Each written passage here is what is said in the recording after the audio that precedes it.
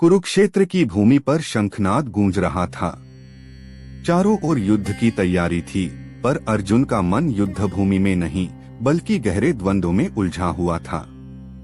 रथ के मध्य खड़े होकर उसने अपने ही बंधु बांधवों को देखा। गुरु, भाई, मित्र सभी सामने खड़े थे। अर्जुन के हाथ से गांडीव धनुष फिसल गया। आंखें भर आईं।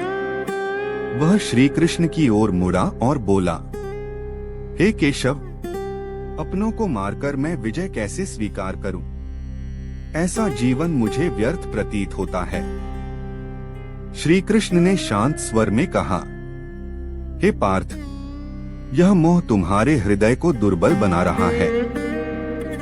धर्म के मार्ग से विचलित मत हो। अर्जुन बोला, यदि कर्म करने से बंधन बढ़ते हैं तो मैं इस युद्ध में क्यों उतरूं? श्री कृष्ण मुस्कुराए और बोले, कर्म से नहीं, कर्म के फल की आसक्ति से बंधन उत्पन्न होता है। तुम्हारा अधिकार कर्म करने में है, फल में नहीं। अर्जुन ने गहरी सांस ली, पर फिर बोला, हे माधव, मेरा मन अत्यंत चंचल है। कभी धैर्य रखता है, कभी भय से भर जाता है।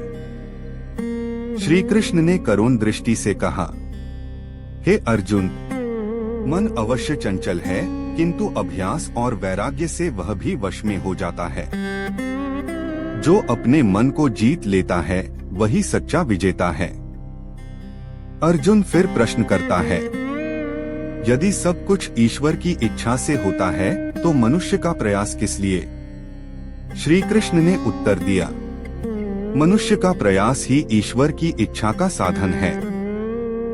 कर्म किए बिना भाग्य भी मौन रहता है। अब अर्जुन का मन धीरे धीरे शांत होने लगा। उसने पूछा, हे प्रभु, सच्चा योग क्या है? श्री कृष्ण बोले, जो सुख और दुख में समान रहता है, जो लाभ और हानि में विचलित नहीं होता, वही सच्चा योगी है। अर्जुन ने विनम्रता से कहा, क्या ज्ञान ही श्रेष्ठ है या भक्ति?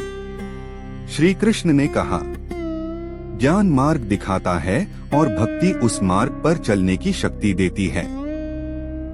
जहाँ ज्ञान और भक्ति मिलते हैं वहीं पूर्णता होती है।